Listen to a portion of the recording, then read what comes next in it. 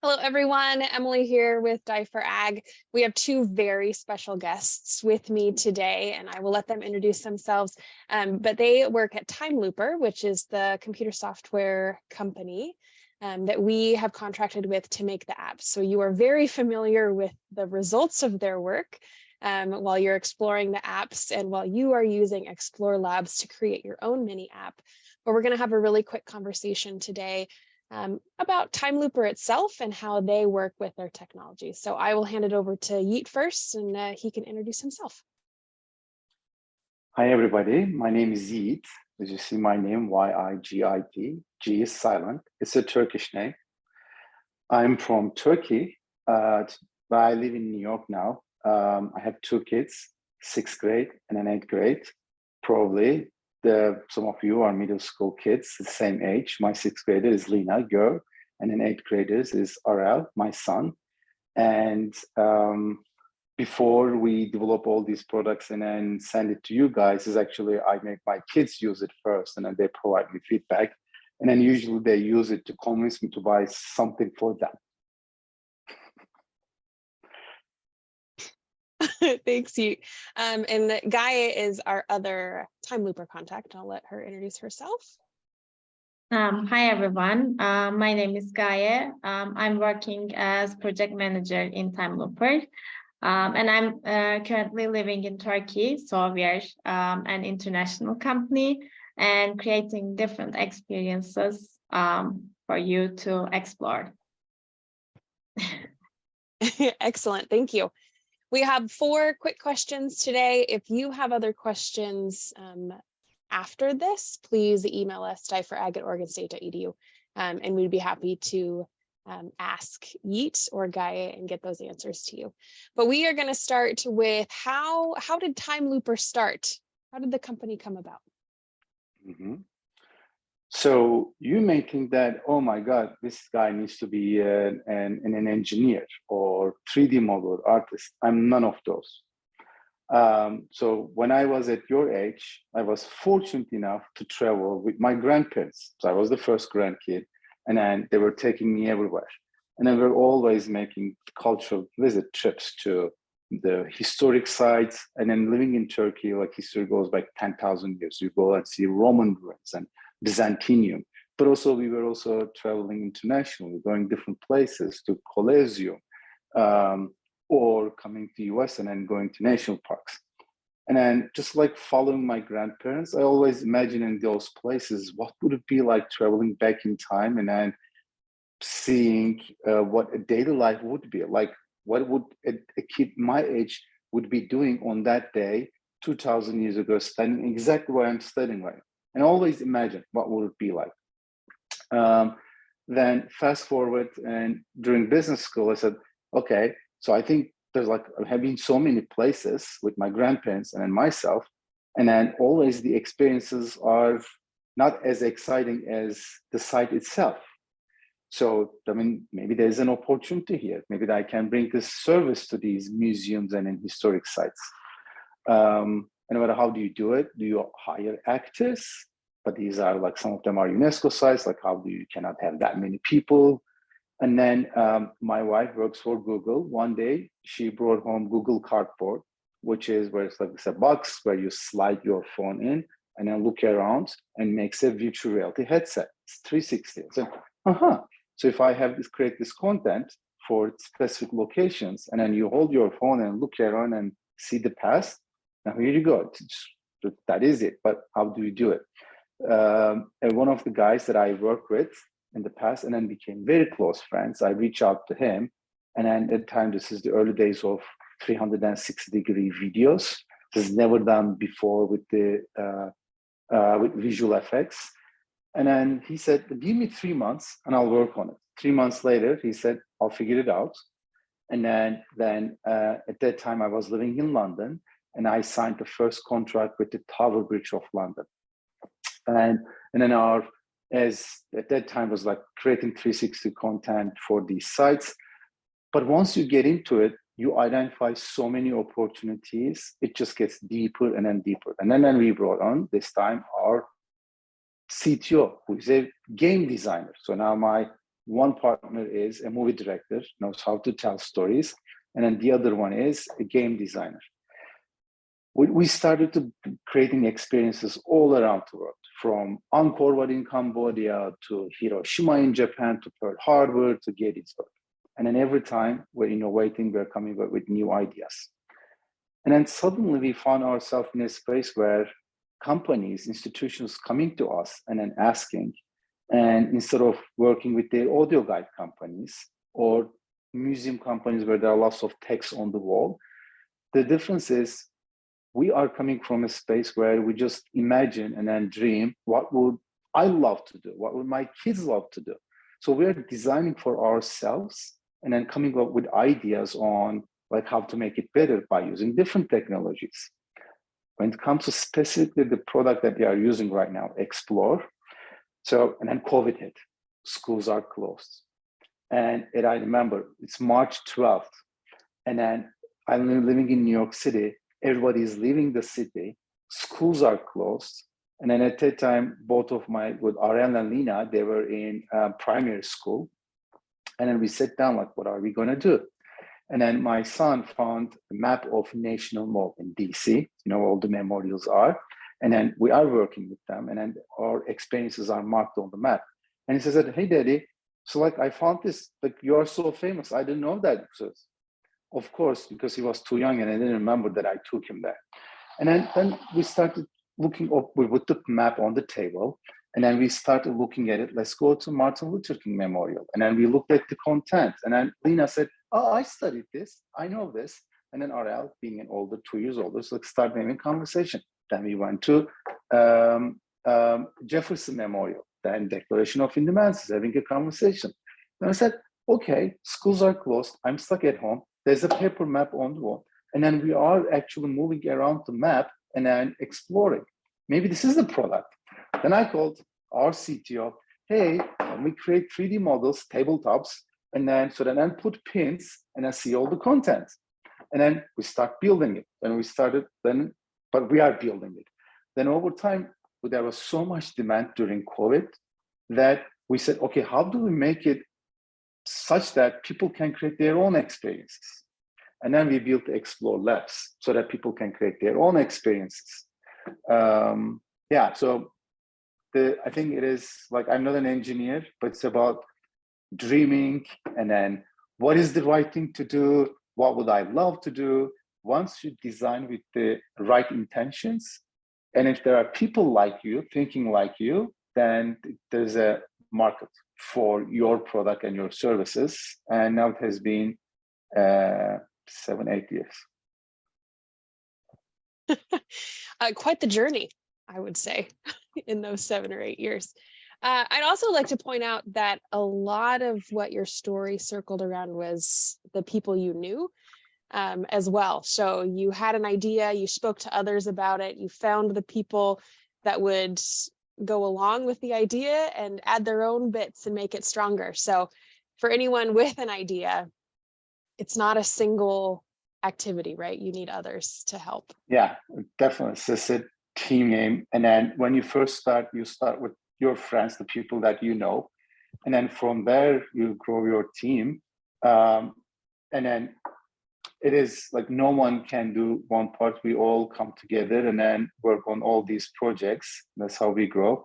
It's about the team dynamic, the harmony. It is complicated actually, but once you really enjoy what you do, you come over all those challenges. Excellent, excellent. Thank you. Next question here. So our teams have had the chance to experience some of the apps and are creating their own, but can you talk a little bit about the different content types that are available and when you might choose one content type over the other content type? Okay, let me take this part. So we have several different content types, and these are audios, 2D videos, and we can also have 260 videos or 260 images. And finally, we can use 3D AR models And also in our experiences, we are using 3D AR holograms. And for when to use which content parts, we can say we can use audio content types when there are only oral stories, but there's nothing to add as visual images or videos. And for videos, you can use video recordings to describe the environment, people, or if you want to talk about the history of a place or and somewhere, you can use video. And for 360 video, again, it's kind of same with the 2D video. When you would like to describe an environment and to see a 360 perspective, you can use the 360 video. For 360 image, when you would like to tell your story in a 360 perspective, but there's nothing to have a video, you can use the 360 image, and you can also add audio narration to that 360 image to support that content type and explain what you want to describe there. For 3D AR models, we are using when we want to display objects or historical artifacts or buildings in the 3D dimensional form. Also, you can add pins on that 3D object to add supporting assets like audio narrations, or you can add pins and you can put 2D images or videos to explain the 3D model that you want to put an emphasis on. And for the AR 3D holograms, actually we are doing this in our applications, like with a video of an actor, but it requires a special keying process to upload into the system. Yeah, I think these are all the content types that we are using. And also we have a content scope guideline document, which we can share with you if you feel it's beneficial for you. You can take a look at that one too. And one thing that is very important is for every pin, keep it short and sweet, keep it interesting. So like 30 seconds, 45 seconds maximum. Imagine yourself, you are watching someone else's, your teammates, and you don't want to get bored, right? It's like listen and then watch the same thing. So keep it interesting. Have them visualize the stories. Make your script also interesting. Make them curious to look at the next pin. I'm sure we'll learn a lot from your presentations, and then we were going to add it to our design document that Gaia is sharing with you, because it's always that way. Like the more people use it, the more we learn from them, and then we spread that knowledge across everybody. That's great. And then I'll speak a little bit about the PANA guide, which I don't know, Gaia, I may have missed you mentioned that, but that is the 360 still, and then you're able to zoom in at certain spots.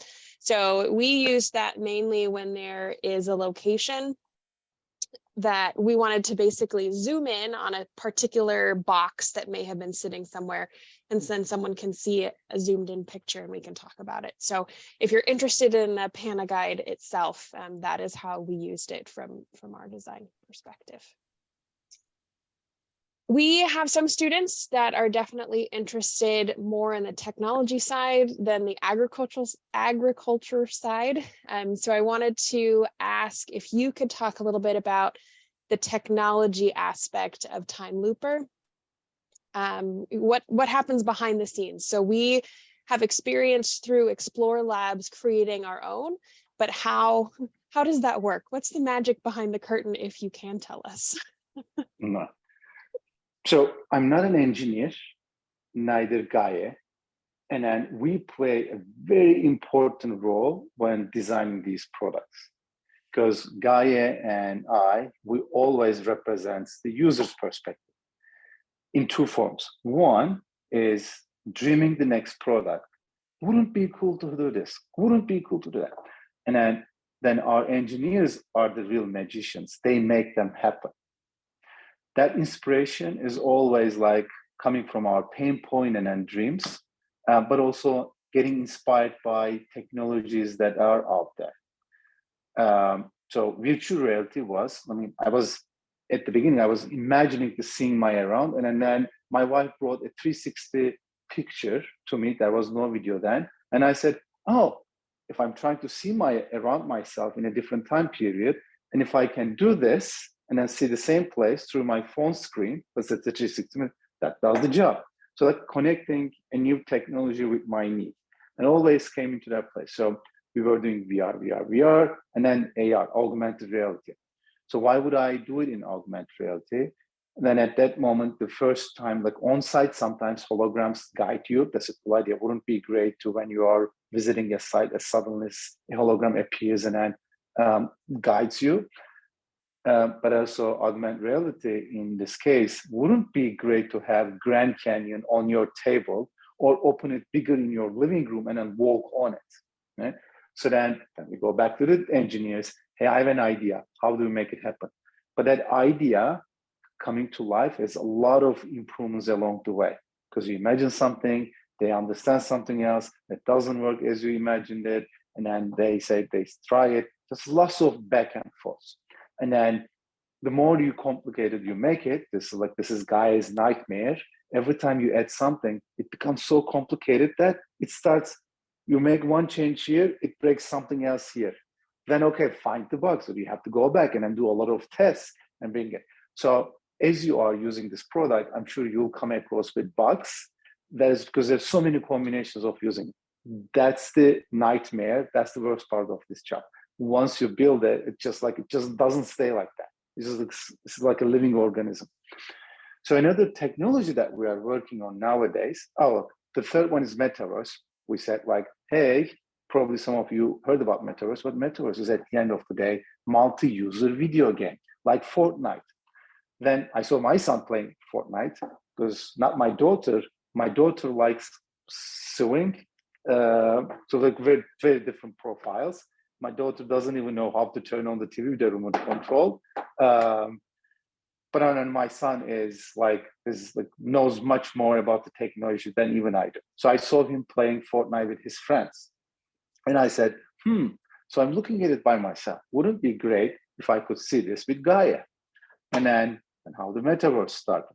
So then for metaverse, we first did it in augmented reality. So this is my table, and I look around and I see other avatars around me, around the table. So when we were imagining, this sounds really cool, but when you realize that camera does not have the depth. So it looks more like avatars sticking around in your kitchen in weird places. It's so confusing. We said, okay, we need to design a virtual room for this. And we start working on it. Probably Gaia remembers all those days of like testing, what should we do? And then how we make the avatars with the eyes and then everything. Lots of details. So that's the metaverse that we're using right now, so that people can share their stories with others at the same time, like in video games. And then the new thing that we are working on is artificial intelligence. Maybe some of you heard about ChatGPT. So here the idea is, what if I could have the hologram that we are recording a hologram, and then we are putting the hologram. What if you could have a conversation with the hologram, but you won't be there all the time? So how can we work this so that the artificial intelligence knows you, your background, or the expertise on that topic, and then answering your questions? If it's a farm, maybe it's a farmer 3D avatar. And then you're not only touching the pins and then watching something, but you're asking questions. So now that's what we told our tech team. Wouldn't it be great if I can use artificial intelligence to have a conversation? Because it's never been used that way. But here's the catch. I don't want to type something. I want to talk with it.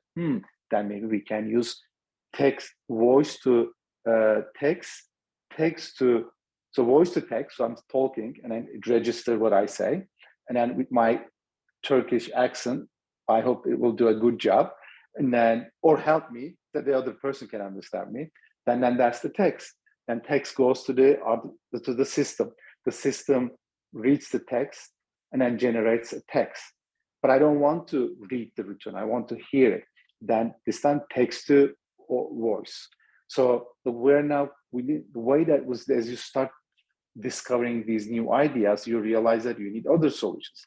So now we are bringing different kind of solutions together to design our own. I think mostly technological innovation is not building it from scratch, but inspiring from other technologies and bringing them together and building new ones. So the cool technologies that we work on, AR, VR, metaverse, and artificial intelligence, I would say. But behind the scene, our engineers are using many different tools and technologies. Like, for example, 3D models. Guy will talk about 3D models next, but that's a discipline that you learn to use how different tools to put textures and then shaders that look attractive and then also realistic. That part, I don't know. Those are the measures they create. I only know the part like, hey, I want to do this. Which technology does that? Oh, we can use this. So you don't, I mean, even if you want to be an engineer, you won't know all the technologies, but if you are curious and then find these and then dive into it, you'll make use of them.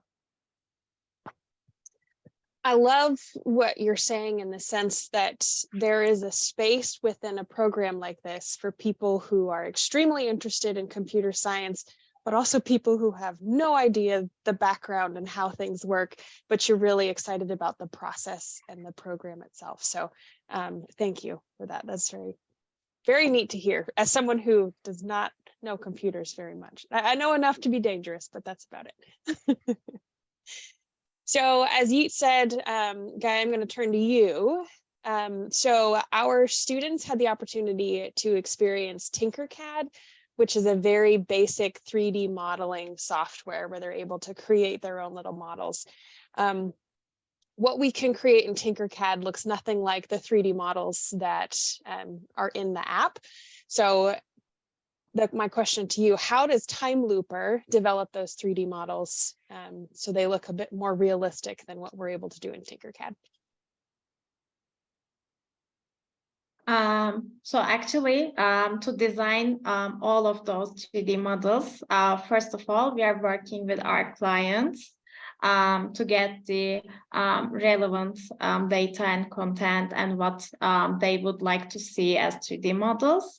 And then we go to our team and we're working with professional designers to design those 3D models. Generally, we would like our clients to take some pictures of the 3D models in a 360.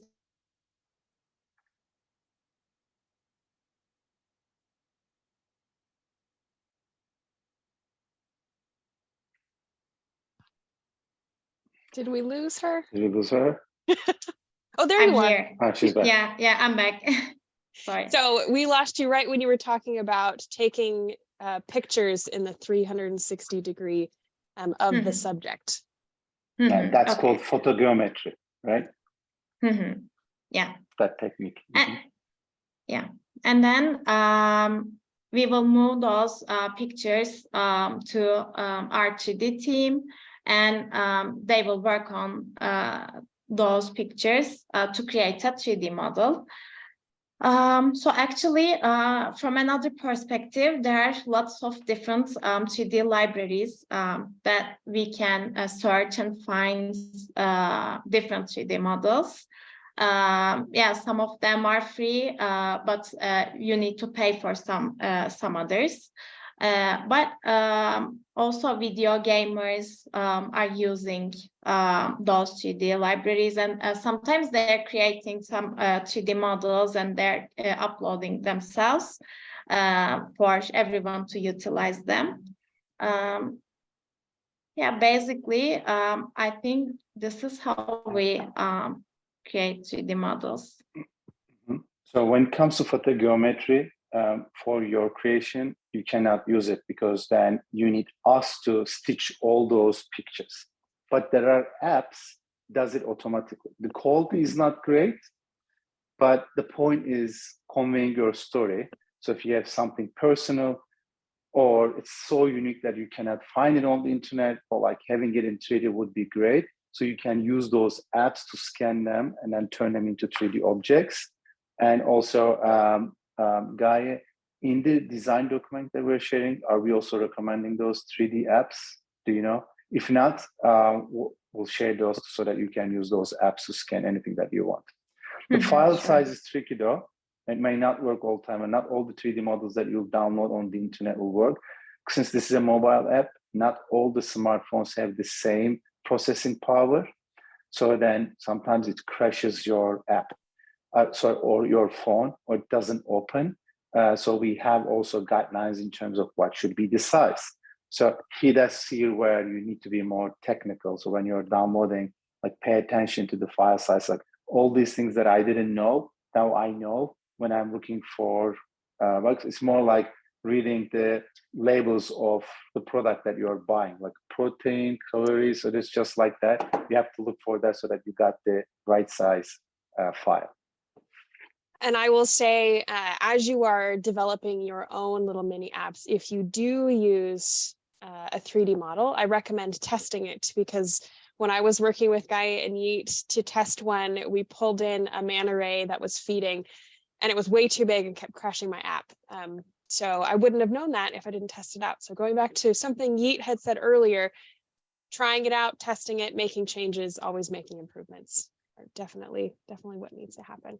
And I also want to point out, if you have seen the agroecology app, the bee took many renditions between Timelooper's engineers and our content expert, Dr. Langolato, to get the bee looking just right. So I'll definitely second what Gaia was saying about working with the clients to get exactly what we need.